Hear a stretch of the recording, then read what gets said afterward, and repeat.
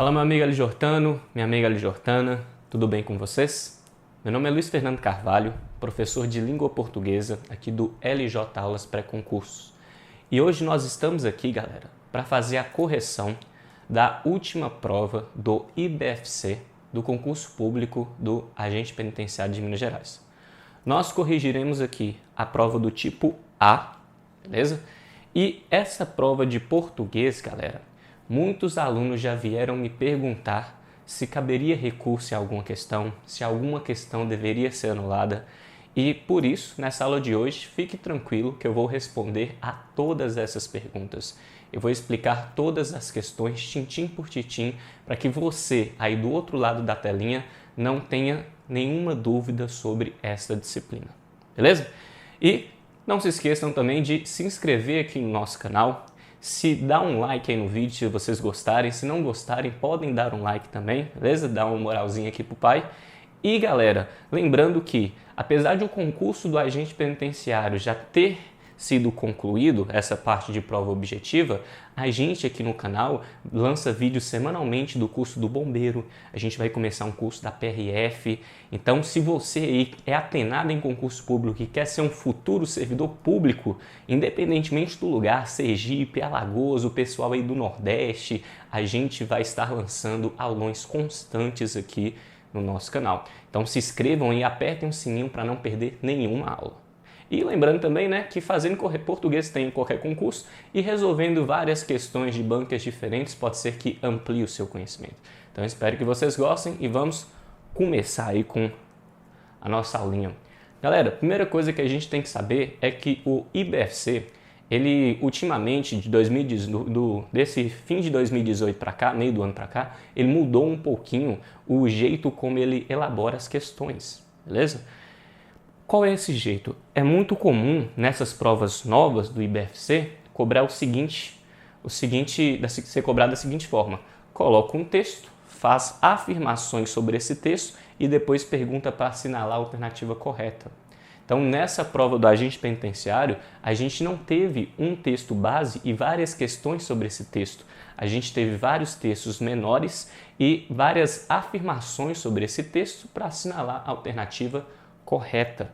Por isso, muita gente aí pode ter se sentido um pouquinho assim, desorientada na hora de fazer a prova, porque é um jeito mais diferente que a gente não está muito acostumado, beleza? Se você aí participou do nosso aulão, eu trouxe duas questões nesse mesmo padrão. Então, você que não participou, a gente aqui do LJ Aulas, todo concurso público a gente faz um aulão de véspera. Esse aulão foi em Belo Horizonte e em Montes Claros e a gente trabalhou questões bem próximas dessa daqui que caíram na prova suas. Beleza?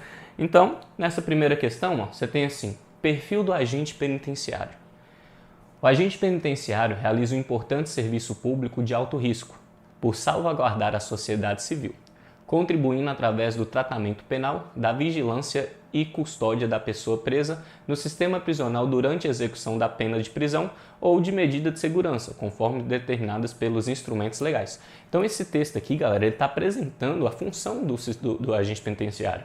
O agente penitenciário ele realiza um importante serviço público, começa enaltecendo aí o agente penitenciário, beleza? E aí eles contribuem para o tratamento penal, da vigilância e da custódia da pessoa presa. É o agente penitenciário que cuida da pessoa presa, beleza? E aí, ó, dessa sorte, existe a necessidade de que os agentes penitenciários apresentem um perfil adequado para o efetivo exercício da função. Então, não é qualquer um que pode ser agente penitenciário. Esse agente penitenciário ele tem que ter um perfil adequado para exercer direito à função de agente penitenciário. Então ele requer o quê? Por que requer? Requer são as condições, qual é esse perfil adequado aí para o efetivo exercício da função? O que requer para você ser um agente penitenciário? Requer, pois, isso aqui é uma conjunção conclusiva, requer, então, um engajamento e um compromisso para com a instituição a que pertence. Então ele tem que ser engajado e tem que ter compromisso com a instituição prisional. Devem ter atitudes estratégicas e criteriosas para corroborar com mudanças no trato do homem preso e realizá-las em um espírito de legalidade e ética. Então, o que o agente penitenciário ele tem que ter?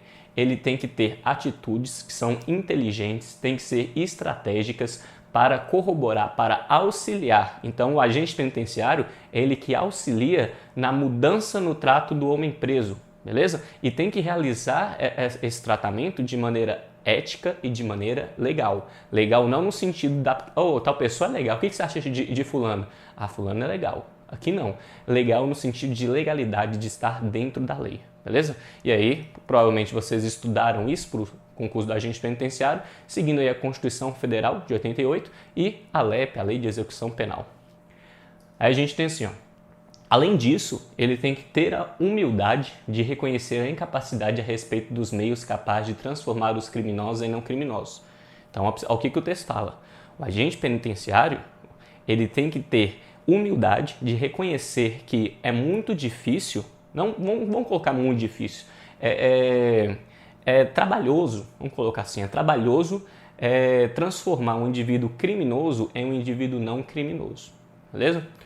E aí, visto que, vai explicar, determinados condicionantes tendem a impedir que essa metamorfose, ou seja, que essa transformação, alguns fatores impedem essa transformação. E parecendo provável que algumas delas favoreçam o aumento do grau de criminalidade das pessoas. Então, basicamente, o texto fala assim, ó, tem que reconhecer que talvez seja muito difícil transformar um criminoso em um não criminoso, porque o presídio tem, uma das funções dele é a de ressocialização dos presos. É necessário, finalmente, aos agentes penitenciários reconhecerem as contradições inerentes à própria função. Então, a função do agente penitenciário é contraditória. Quais são essas contradições?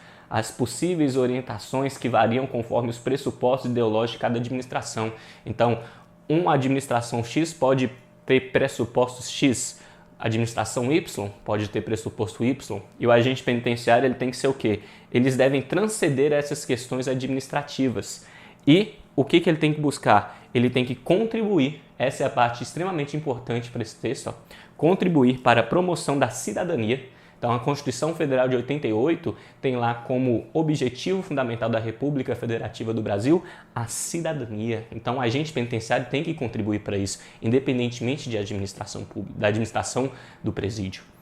E assumir definitivamente como protagonista de seu papel de ordenador social, de funcionário público honrado. Então, o agente penitenciário, ele é protagonista do seu papel de ordenador social. É ele que ordena, é ele que manda.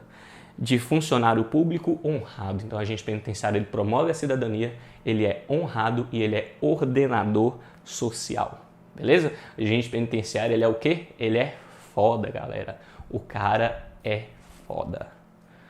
E aí, ó, da compreensão e interpretação do texto e significado de suas palavras, é correto afirmar que os agentes penitenciários devem assumir um papel de ordenador social e funcionário honrado? Galera, isso aqui está no texto, ó, esse finalzinho. Ó.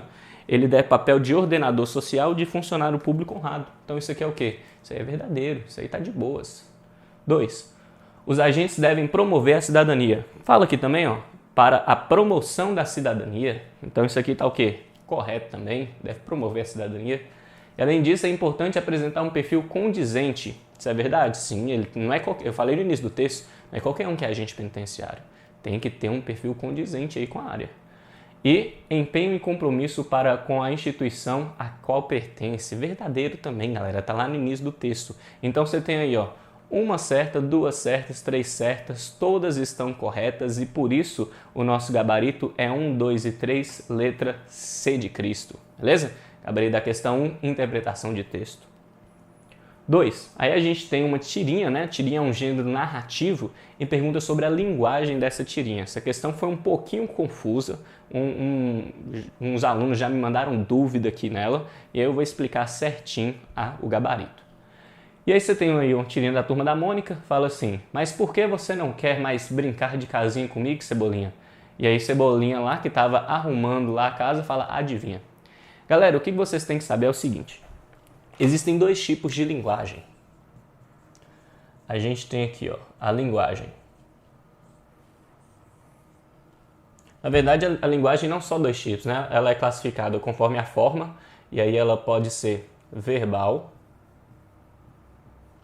e pode ser não verbal. Ela ainda pode ser, vamos colocar aqui verbal e não verbal. Ela ainda pode ser coloquial ou então informal. E pode ser norma culta. A3, coloquial e informal. Ela pode ser linguagem denotativa e pode ser linguagem conotativa. Então, galera, a linguagem, ela possui essas três classificações. Ou ela é verbal e não verbal. A linguagem verbal é qual? Linguagem verbal é aquela escrita, aquela que segue um alfabeto. Beleza? Não só a linguagem escrita, a linguagem de sinais, por exemplo, a linguagem Libras, se eu falo assim, ó, oi, é um tipo de linguagem verbal, beleza? É uma linguagem que segue algum tipo de alfabeto.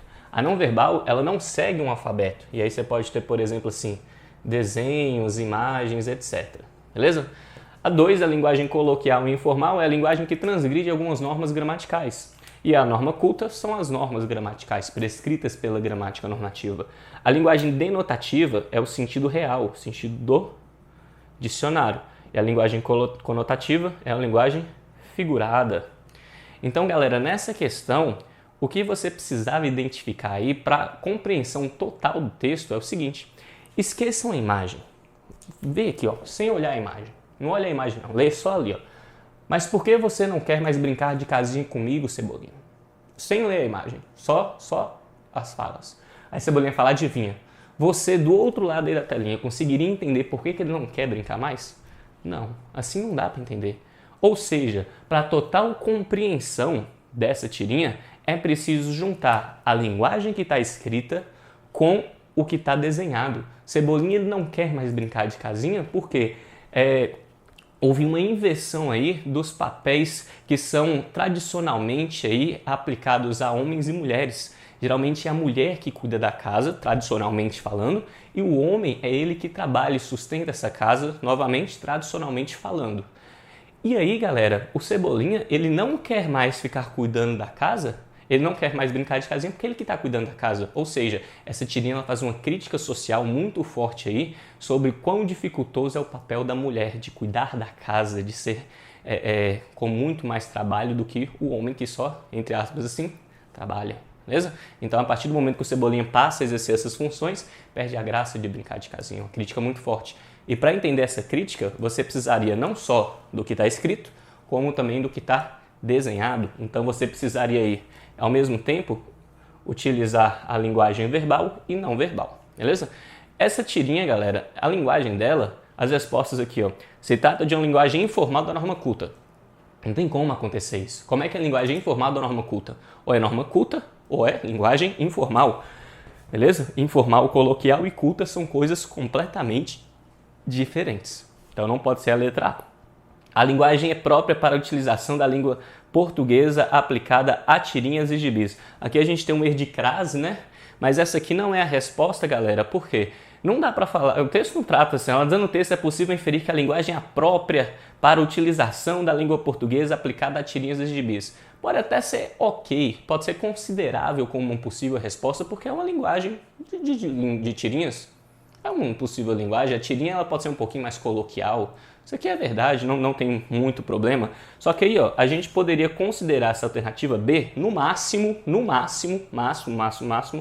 como sendo certo e errado. Beleza? Ela não é a questão assim que é possível inferir do texto analisando isso, essa letra B, que é a linguagem própria, que essa linguagem está aqui, é a linguagem própria da tirinha. Somente analisando essa tirinha tem como falar assim, ah não, isso aqui é a linguagem aplicada a tirinhas e gibis.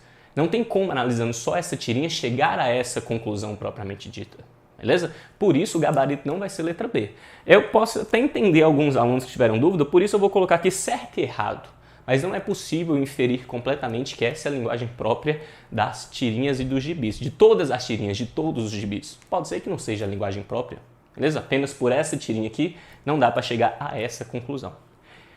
Letra C, a linguagem apresentada é unicamente verbal. Não é verbal, galera, tem aí o desenho. Letra D, a linguagem manifestada é discursiva. O que é a linguagem discursiva? Discursiva é uma linguagem argumentativa. O Cebolinha ele apresenta argumentos para convencer a Mônica de que por que ele não quer mais brincar de casinha? Não, então não é uma linguagem discursiva. E por isso nosso gabarito, a letra E de Exu, apresenta-se uma linguagem mista. O que é linguagem mista? Linguagem mista é uma linguagem que mistura a linguagem verbal e a linguagem não verbal. Por isso é o nosso gabarito. De fato, essa tirinha aqui, galera, apresenta a linguagem mista. E por que não pode ser letra B? Porque não dá para chegar à conclusão de que essa linguagem é a própria da utilização de todas as tirinhas e de todos os gibis. É apenas a utilizada nesta tirinha.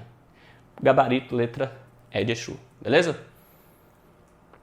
Aqui você tem o Coveiro e o Bêbado, é uma fábula, né? Fala basicamente, não vou ler o texto inteiro pra gente não perder muito tempo, mas fala basicamente aí de um coveiro que ele tava no início aí, foi cavando, pois sua profissão era cavar. E aí ele amava, ele percebeu que ele cavou demais e ele não conseguiu sair da cova e ficou desesperado lá. E aí, quando chega a noite, ele vai pedindo, ele escuta uns passos, pede por socorro, né? Então bateu o fio da madrugada, deitado, o coveiro gritou, alguns passos se aproximaram, a cabeça ébria apareceu lá em cima, perguntou o que havia. O que há? O que é ébrio, galera? Uma coisa ébria é aquela pessoa que é o contrário de sóbria. Uma pessoa está sóbria, ela não bebeu. Uma pessoa ébria, ela já tomou umas, ela está chapadona. Então por isso que é o coveiro e o bêbado. Aí uma pessoa bêbada vai lá e pergunta, o que é que é? Aí ele responde, tire-me daqui, por favor, estou com frio terrível. Aí, mas coitado, condoeu-se o bêbado, tem toda a razão de estar com frio. Alguém tirou a terra de cima de você, meu pobre mortinho. Então, o bêbado achou que a pessoa estava aí, morta, né? E aí, galera, a gente tem assim, ó. E, pegando a pá, encheu-a de terra e pôs-se a cobri-lo cuidadosamente, beleza? E aí, galera, o que a gente tem, ó? O bêbado, então, ele deduziu que o coveiro, ele já era um morto, tava lá já doido, não sei se era bêbado, né? Esse cara tá aí de outra coisa aí, que bebido eu nunca fiquei assim. E aí, galera, esse bêbado aí, ele achou que o cara tava morto e tava reclamando e falou, não, claro que você tá com frio. Alguém tirou sua terra e aí foi e jogou a terra de novo para ele. É uma fábula. E aí, o que é possível de interpretar dessa fábula? Que no momentos graves é preciso verificar muito bem para quem apela, apelar em qual sentido? Apelar de pedir ajuda, galera. Isso é verdade. Então, nessa fala aqui, ó, o cara tava lá desesperado. Ele pediu ajuda pro primeiro que apareceu. E esse primeiro que apareceu foi um bêbado que cobriu ele todo de terra e ele ficou mais desgramado ainda. Aí que provavelmente ele morreu, porque foi coberto de terra. Então, no momento de desespero, a gente não pode aceitar a mão de qualquer um. A gente não pode pedir ajuda a qualquer um. É por isso que eu sempre falo, se você está aí sozinho, tem 3 anos, 4 anos, 5 anos na seca, não é porque vem a primeira pessoa que você tem que aceitar, não. Né? Você tem que aí esperar, você não vai pegar qualquer coisa só porque você está na seca. Então, em momento de desespero, galera, não aceite aí qualquer coisa, beleza? Seja aí criterioso também, amor próprio é tudo. Letra B, a desgraça de uns é a lealdade de outros. O texto não fala aí de lealdade, galera. O cara não é leal, não tem nada disso. Quem trai os inimigos pode estar cavando a própria cova. O coveiro aí, ele não estava traindo inimigo, e o bêbado também não era inimigo do coveiro, então não tem nem inimigo aí nessa questão. Cuidado aonde se quer chegar. Então o coveiro, essa aqui muita gente ficou na dúvida. Por quê? Porque o coveiro, ele estava cavando. E aí, o desfecho da fábula é cuidado aonde se quer chegar? Não, galera, eu entendi por que alguns alunos consideraram isso. Então, o coveiro, ele cava, e aí ele não percebeu e cavou muito fundo e não conseguiu voltar. E aí muita gente acha que é cuidado aonde se quer chegar por causa desse início da fábula. Só que a moral da fábula, ela não é baseada no início do texto. Ela é baseada no clímax do texto, no final do texto. Então, qual que é o clímax? O clímax não é o que levou a ele a cavar. O clímax é que ele estava lá, pediu ajuda e aí ele foi enterrado vivo. Então, por isso, o gabarito não é a letra D. E desprezar o que não se consegue alcançar é fácil. Nada a ver essa daí, gabarito nosso, letra A de Alá. Beleza? Vamos aqui agora para a questão de número 3. Vocês têm aí, ó. Leia com atenção o fragmento do texto. Atitudes e condutas típicas do agente penitenciário. Necessárias, né? Atitudes e condutas profissionais. E o que um agente penitenciário tem que ter? Aptidão, honestidade, responsabilidade e lealdade. O agente penitenciário tem que ter essas 1, 2, 3, 4 coisas. E aí essas palavras aqui, elas estão sublinhadas e a questão, que é de morfologia, vai perguntar aí sobre as classes morfológicas dessa palavra. E nós vamos analisá-las. Então aqui, galera, a gente tem assim, ó. Vamos colocar uma frase, essas palavras aqui numa frase, né? Você tem assim, ó. aptidão. Aptidão, né, que está escrito? Isso, aptidão. A honestidade. A responsabilidade.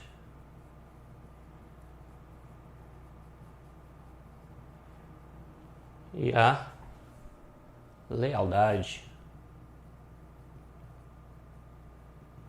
Galera, nos nossos aulões aqui eu sempre coloco a seguinte relação. Você tem aqui o substantivo, e o substantivo ele atrai classes morfológicas, que são o artigo, o adjetivo, o numeral e o pronome, beleza?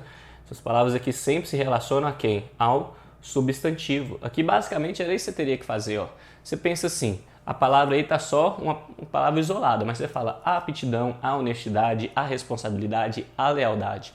Coloca aqui, ó, você vê que esse A está relacionado à aptidão, à honestidade e à lealdade. Ou seja, você tem um artigo aí e esse artigo se relaciona a uma palavra. O artigo só se relaciona a qual palavra, galera? O artigo só pode se relacionar com o substantivo. Se isso aqui é um artigo ou a as que é fácil de identificar e está se relacionando a essas palavras aqui são o quê? São palavras substantivas. Então, qual é a classe morfológica de todas essas palavras? Substantivo. E aí a gente tem assim, ó. Todas as palavras destacadas apresentam a mesma classificação morfológica. Isso é verdade? Sim, isso é verdade. Por quê? Porque todas elas são substantivo. Morfologia tem a ver com classes de palavras. 2. As palavras destacadas apresentam distintas classificações. Isso é verdade? Não, a primeira é verdadeira, são todas substantivos. As palavras destacadas são substantivos femininos, isso é verdade? A aptidão, a honestidade, a responsabilidade, a lealdade, sim, todos substantivos femininos. 1 e 3 aí correta. A palavra aptidão é a única com classificação diferenciada, não é diferente, é a mesma classificação. As palavras honestidade e responsabilidade fazem parte de uma classificação diferente. Não, não é diferente, todas são iguais. Então a gente tem 1 e 3 como correta, gabarito nosso, letra C de Cristo. 5. Falei sobre ortografia. Você nem precisava ler o texto, era só saber aqui, ó, quais são as palavras que estão escritas completamente erradas. Então, as palavras retiradas do texto com equívocos em sua ortografia, questão aí de ortografia. Ele quer que todas estão erradas, galera. Qual que é a resposta que todas estão erradas? A resposta nossa, ó, letra B de Buda. Por que letra B de Buda? Você tem a palavra disciplina. Como que eu escrevo aí? Disciplina. Disciplina, galera, escreve assim, ó. Disciplina. É assim que eu escrevo a palavra disciplina, com SC, beleza? Então isso aí está errada. Apreensões, galera, não é assim que escreve. Apreensões é apreensões, é com 2 S. Então isso aí está erradíssimo, erradíssimo. Ressocialização, ressocialização, galera, esse S aqui, ó, está errado. Esse S aqui é um C. C de Cristo, não S de Suelen, Solange, sei lá, S. É C aqui, C de Cristo. E psicólogos, galera, escrito erradíssimo também, beleza? Então, essa aqui foi, eu acho, a questão relativamente mais fácil, daria para saber relativamente de uma maneira mais simples, que são palavras aí que a gente utiliza no nosso dia a dia, e o gabarito nosso, letra B de Buda, beleza? Todas aí estão inadequadas. 6 aí, galera, esse texto aqui, ó, é uma questão de tipologia textual. Tipologia. E aí você tem esse texto e ele vai perguntar justamente qual é a tipologia do texto. Então, se ele é um texto descritivo, na letra A, se ele é um texto narrativo, se ele é um texto descritivo de novo, né? Aí não vou colocar de novo. Se ele é um texto dissertativo, ou então, se ele é um texto aqui argumentativo, né, dissertativo, argumentativo, e se ele é um texto expositivo. Galera, a dúvida dessa questão é justamente sobre a diferença entre exposição e diferença entre descrição. Por quê? O texto narrativo é aquele texto que tem evolução temporal, você tem personagens, esse texto aí não vai ter isso.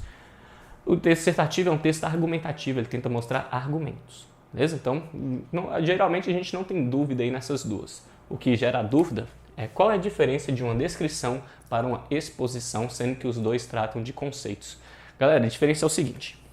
Imagine você aí do outro lado da telinha que eu vou descrever este pincel aqui, ó. Faça aí uma descrição desse pincel aqui, ó, desse pincel. Ele é um pincel aí, ele é vermelho, né? Vermelho com prata, cinza, não sei o que qualquer, essa, predominantemente vermelho com prata barra cinza. Ele é feito aqui, ó, de plástico, né? Ele aí tem um tamanho assim de uns 10 centímetros, por aí, 10 centímetrozinhos. E basicamente é isso. Ou seja, uma descrição, galera, é eu falar as características de tal objeto. Então eu falo aqui, ó, descrição são características. Descrição pode ser objetiva, que são as características aí que todo mundo vai concordar, e pode ser uma descrição subjetiva. O que é uma descrição subjetiva? É aquela que muda. Por exemplo, eu falei que a caneta é predominante vermelha com prata. Eu posso falar que essa caneta é legal, posso falar que essa caneta é bonita. Isso aí já é subjetivo. Isso aí acontece direto. Você tem assim, você vira pro brother seu e fala, ô, tal nega ali é bonita demais. Aí ele olha assim, ô bicho, não gostei não. Aí, ou seja, é subjetivo. O contrário também. Geralmente, por exemplo, você tem lá, você e sua amiga, olha aqui pra mim nas festas e fala assim, nossa, que cara feio. Comigo é sempre assim, comigo é sempre objetivo, não tem essa subjetivo não. E aí, galera, o que a gente vai ter? Nós vamos ter aqui, ó, de diferença pro expositivo, que é só você lembrar aqui de aula. Eu vou dar conceitos. Então, por exemplo, o que eu estou fazendo aqui é uma aula expositiva para vocês. Ou seja, eu estou explicando o conceito das coisas. Olha a diferença. O que seria uma exposição desse pincel? Não seria descrevê-lo, não seria dizer as características. Seria falar, ó, o pincel é um tipo de material utilizado para escrever em quadros brancos e não sei o que lá. Essa é uma exposição. A descrição é falar as características básicas dele. E a exposição é dizer o conceito, é dizer para que ele serve. Logo, aqui, ó, eu estou falando sobre o Código Penal. Eu não estou descrevendo o Código Penal. O Código Penal, se eu pegar assim o Código Penal mesmo, o livro, né? O Código Penal ele é um livro que ele é detalhado e blá, blá, blá, blá, blá, blá. Isso aí são as características. Agora, se eu falar que o Código Penal é um conjunto formado por leis penais sistemáticas utilizadas para punir e evitar os delitos criminais cometidos no âmbito social, isso aí é o quê? Isso aí eu estou explicando para você, eu estou dando um conceito do que é um Código Penal, é como se fosse uma aula. Então, se é como se fosse uma aula, isso aqui, ó, vai ser um texto expositivo e não um texto descritivo, beleza? Então, por isso, nosso gabarito aqui, ó, letra E, texto expositivo informativo, pois transmite informações sobre determinado tema com neutralidade. Essa é a nossa resposta aí, galera, beleza? Letra E de Exu, questão de número 7. O agente penitenciário é, antes de tudo, um cidadão, deve permear sua razão de ser. Preso é um indivíduo que tem sua liberdade cerceada mediante vigilância, o ato de observar, e faz algumas assertivas aqui, ó. Essa aqui é uma questão de sintaxe, falei sobre o sujeito, beleza? Fala que os sujeitos apresentados são classificados como sujeitos simples. Vamos ver se é verdade. Nessa primeira questão você tem o agente penitenciário é, antes de tudo, um cidadão. Quando eu falo basicamente assim, ó, o agente é um cidadão. A frase basicamente é esse aqui, ó. Então o que você está querendo dizer? Que o agente é o núcleo do sujeito. É qualquer agente? Não, é agente penitenciário, isso aqui são determinantes, e aí só tem um núcleo do sujeito. Nesse caso aqui, o que é um cidadão? O agente. O verbo está aqui no singular, se esse verbo está no singular, esse sujeito aqui é um sujeito simples, que possui apenas um núcleo, beleza? O 2, preso é um indivíduo, mesma coisa, preso é um indivíduo, preso um núcleo do sujeito apenas, sujeito simples, corretíssimo. Vigilância é o ato. Então, o que é o ato? A vigilância, apenas um núcleo. Então, todos os sujeitos da afirmativa 1, 2 e 3 são sujeitos simples. Logo, essa primeira aqui está errada. Sujeito na oração deve ser classificado distintamente, ou seja, diferentemente. Isso é falso, fake news, não tem isso daí. O verbo ser utilizado em todas as afirmações corresponde a um verbo de ligação ou copulativo, que é importante a gente tomar cuidado. O que é um verbo copulativo? Copulativo é a mesma coisa que verbo de ligação, galera. Então, numa questão lá na frente, vai falar de novo sobre o verbo copulativo. Se você não soubesse o que é um verbo copulativo, não tinha problema. Por quê? Nessa questão aqui, já estava falando o que era um verbo de ligação. E aí, galera, o que vocês têm que saber? Ó? O verbo de ligação, ele é um verbo que ele serve basicamente para ligar o sujeito ao predicativo. Então, toda vez que eu tenho um verbo de ligação, eu tenho um predicativo do sujeito. E o que é o predicativo do sujeito? É uma qualidade, característica ou estado. Beleza? Qualidade, característica ou estado. Então aqui, ó, nessa questão, o verbo ser, ele é um verbo de ligação e liga o sujeito às suas características. Isso é verdade? Sim. Todo verbo de ligação liga-se o sujeito às suas determinadas qualidades, características e estados. Por isso é chamado de predicativo do sujeito. Então, certa 1, certa 3. Os verbos utilizados nas afirmações não podem ser classificados. Não dá para classificar esse verbo? Dá, galera. Isso aqui é tudo verbo de ligação. Dá para ser classificado sim, isso aí tá errado. O verbo ser tem classificações distintas para cada um. Não, são todas as classificações exatamente iguais, beleza? Então, certo é 1 e 3, o gabarito nosso 1 e 3, letra B de Buda, beleza?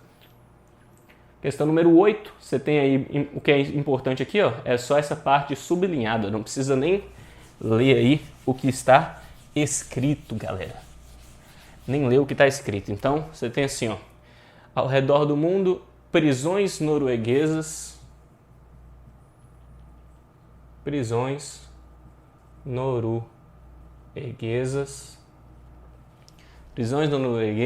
são extremamente cômodas.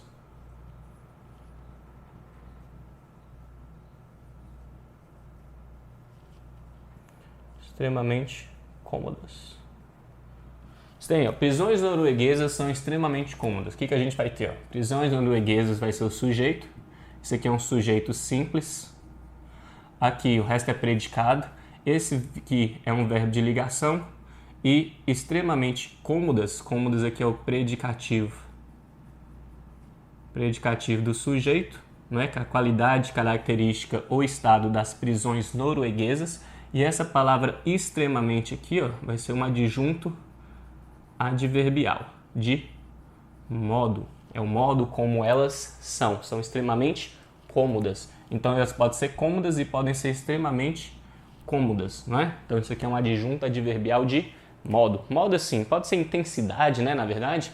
Como que ela é? Extremamente cômoda. Porque pode ser um modo, pode ser uma intensidade também, mas aí não teria muito problema aqui na classificação.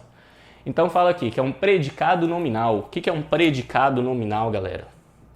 Um predicado nominal é aquele predicado, não confunda predicado com predicativo. Por quê? Daqui até aqui, ou seja, do verbo são até cômodas, isso aqui é chamado de predicado. O predicativo, galera, é apenas essa parte aqui, ó. Cômodas. Cômodas é o predicativo do sujeito. O predicativo, então, está dentro do predicado. O que é predicado? Predicado é tudo aquilo que não é sujeito. Beleza? Então, o sujeito é esse aqui, o resto todo é predicado, ou seja, o verbo extremamente cômodas é o predicado. Cômodas é o predicativo do sujeito. Beleza? O predicado nominal, ele tem que apresentar um verbo de ligação e mais um predicativo do sujeito. Esse predicado aqui, ele apresenta verbo de ligação e um predicativo do sujeito? Sim. Então, isso aqui é de fato um predicado nominal. Até aqui está certo. Só que repare no resto da alternativa. É um predicado nominal, já que nos deparamos com a forma mais comum de transitividade verbal. Galera, essa é a explicação errada. Um predicado nominal é um predicado nominal porque é o mais comum? Não, um predicado nominal é um predicado nominal porque tem verbo de ligação, mas predicativo do sujeito. Ou seja, essa explicação aqui ela está inadequada. Ele de fato é um predicado nominal, mas a explicação do porquê está inadequada aí. Beleza? Letra B. É um complemento verbal utilizado apenas. O complemento verbal utilizado apenas nos remete à atenção de que o escritor quer que tomemos na denominação em relação a tal penitenciária. Galera, nada a ver isso aqui, ó. Qual que é o complemento verbal? O complemento verbal é o cômodas, o predicativo do sujeito. E ele fala que esse complemento verbal ele apenas nos remete à atenção. Isso aqui foi uma viagem muito doida. Não tem como chegar a essa conclusão daqui, completamente inadequado. Letra C, o verbo copulativos nos conduz ao predicado nominal. Ó, que legal, o verbo copulativo. Aí você pensa, mas que diabo que é verbo copulativo? Questão anterior eu estava te falando.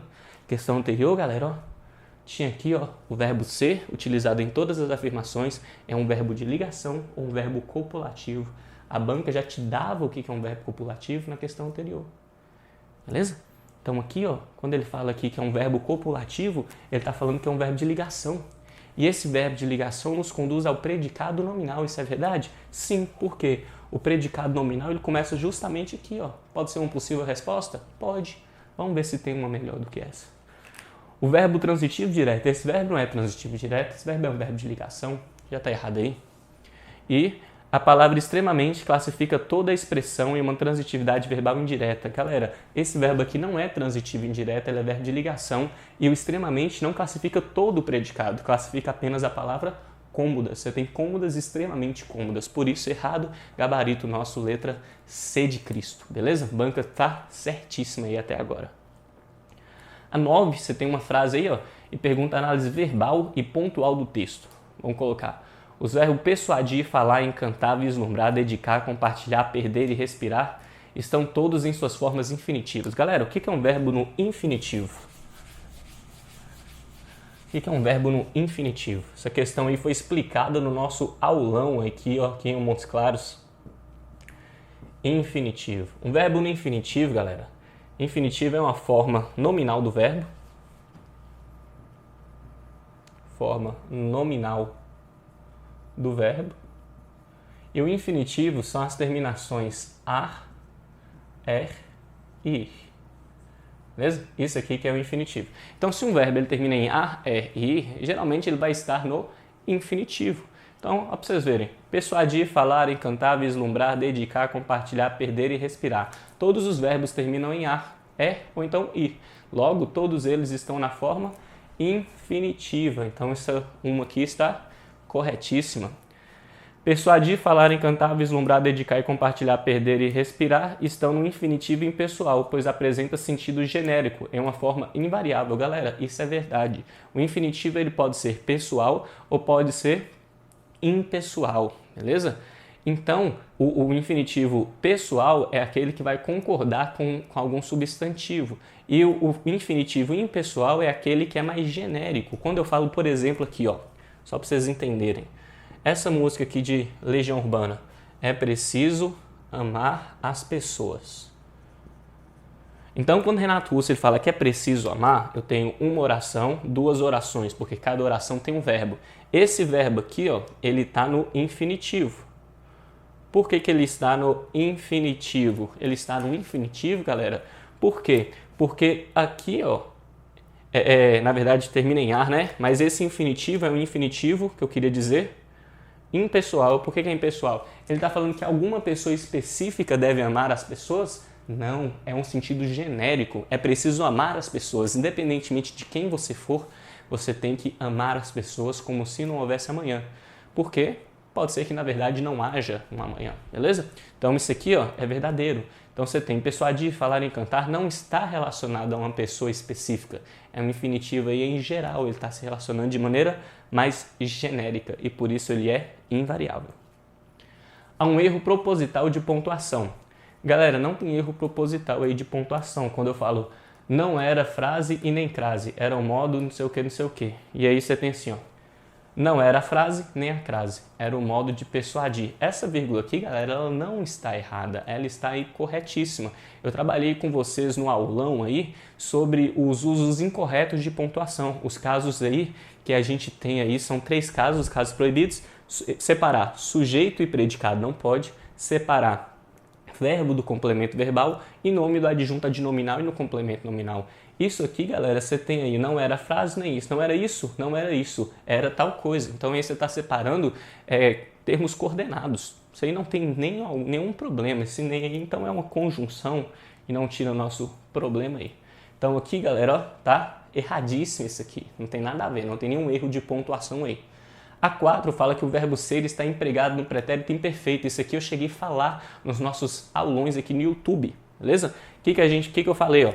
Quando fala assim, ó, de pretérito imperfeito, galera, quando eu expliquei isso aqui para vocês no aulão do YouTube, eu coloquei assim, ó, que o pretérito imperfeito só possui essas terminações aqui, ó. É um vá, inha, porque já era. Então, para gravar, galera, é só lembrar disso aqui, ó. O pretérito imperfeito só tem essas 4 terminações. O pretérito imperfeito, então, merece uma vainha. Por quê? Porque já era. Tudo que é imperfeito merece uma vainha porque já era. Beleza? Então, se você acompanhou os nossos aulões aqui do Agente Penitenciário no YouTube, eu expliquei isso aqui para vocês. E aqui, ó, esse verbo era aqui, ele só é o pretérito imperfeito do verbo ser. Então, esse verbo ser aí, ele está empregado no pretérito imperfeito. Logo, ele tem que estar com era. Não era a frase ou o verbo ser, era o modo de persuadir. Então, como merece uma vainha porque já era, esse verbo ser de fato está no imperfeito? Sim, pretérito imperfeito do indicativo. E fala que o verbo fazer aí está empregado no pretérito perfeito. Então, fazer, ó, persuadir, encantar, vislumbrar, essas todas são coisas que nos faz perder. Galera, esse verbo aí está no passado? Ele faz isso. Isso é passado, pretérito? Não, galera, isso é presente. Então, isso aí, ó, tá errado. O que a gente tem? Certo, certo e certo aqui no 4. 1, 2 e 4.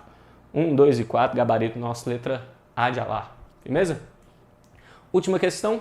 Você tem aí 5 frases e vai perguntando aí sobre os períodos simples e períodos compostos. Isso aí talvez seja a questão mais difícil da prova. Então, galera, o que a gente vai ter aí, ó? Um período, ele pode ser simples e o período ele pode ser composto. Período simples é aquele período com apenas uma oração e essa oração ela é chamada de oração absoluta. E aqui você tem um período composto. Período composto, ele pode ser composto por 2 coisas, né? Que chama coordenação e pode ser composto por subordinação. E o período composto por coordenação pode ser sindético e assindético. Já o período composto por subordinação, ele pode ser substantivo, pode ser adjetivo e pode ser adverbial. Nesse caso aqui ele vai ter alguns conectores diferentes. O primeiro aqui do substantivo é um trem que a gente chama de conjunção integrante. Adjetivo chama pronome relativo e adverbial a gente chama de conjunção subordinada adverbial. O período coordenado, quando ele é sindético, ele vai ter uma conjunção coordenada e assindético ele não tem essa conjunção. Esses aí são todos os períodos. É possível, galera, que eu tenha ainda uma mistura de coordenação com subordinação e quando acontecer os dois juntos, eu vou ter o que eu chamo aqui, ó, de período misto. Ou então período complexo, beleza? Essas são as que a gente precisa. Falei que as orações 1 em 4 sinalizam um período simples, apresenta apenas uma oração absoluta. Vamos ver. A vida na cidade se tornou difícil. Conta quantos verbos tem aí. A vida se tornou difícil. Então aqui você tem um verbo tornar-se, um verbo só. Então isso aí é sim um período simples e só tem uma oração absoluta. Até aqui certo. O 4. Confesso que não sei a resposta. Galera, quantos verbos eu tenho aqui? Ó? Um verbo, 2 verbos. Então, quando você fala confesso que não sei a resposta. Olha quantos verbos eu tenho aqui. Ó. Tem um verbo confessar e aqui você tem um verbo saber. Você tem 2 verbos, então 2 orações. Isso aqui é um período subordinado. Esse que aqui, galera, ele é uma conjunção integrante. Se ele é uma conjunção integrante, isso aqui ó, vai ser uma oração subordinada substantiva. E aí quem confessa, confessa algo. O que você está confessando? Você está confessando que não sabe a resposta. Oração subordinada substantiva, objetiva, direta.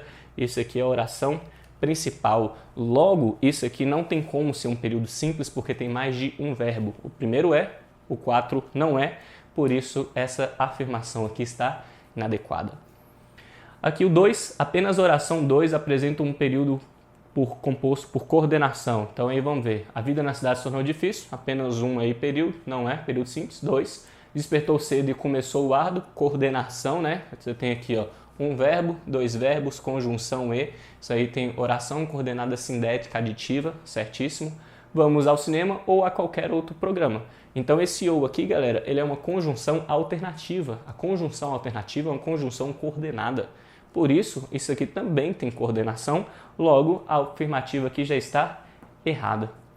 A oração 3 nos apresenta um período composto por coordenação, sendo uma oração coordenada sindética alternativa. Justamente o que a gente está analisando, ó, esse ou aqui, ele é uma conjunção alternativa, ou, quer, seja, ora, ora, tudo isso aí são conjunções alternativas. Então essa aqui 3 está correta.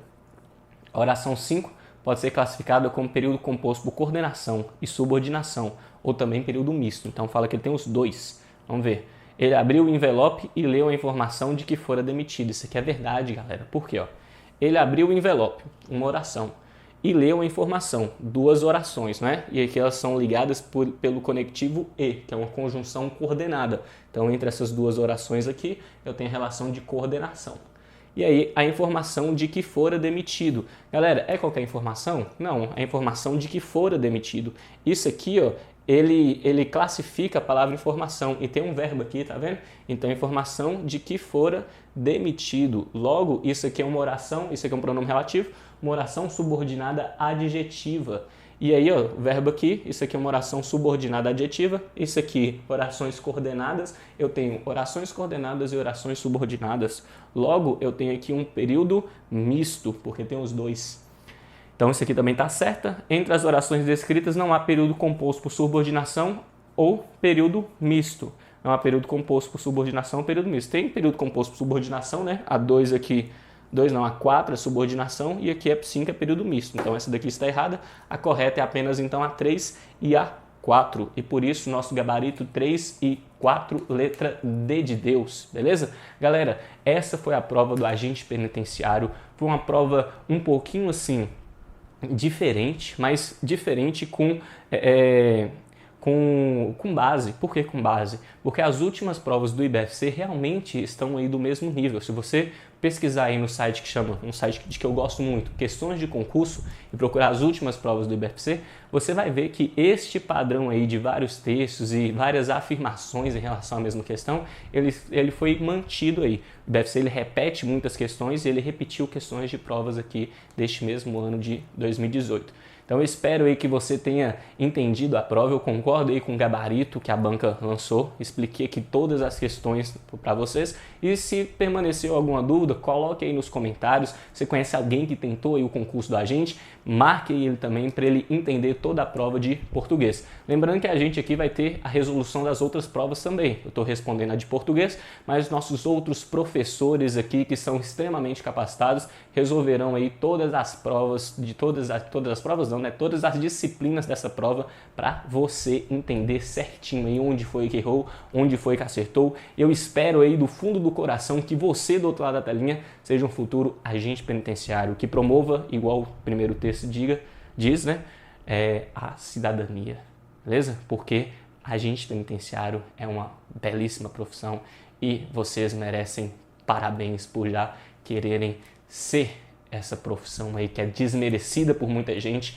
mas que a gente aqui do LJ Aulas ama, beleza? Então, galera, boa prova não, né? Boa sorte aí para vocês na classificação e ó, nós se vê por aí qualquer coisa, como diz o poeta, e no mais, não deixe de nos acompanhar aqui, porque nós lançaremos aí várias aulas de concurso público para vocês. Então, força guerreiro, força guerreira, nós estamos aí precisando de qualquer coisa e a gente, ó, se vê por aí. Falou, galera!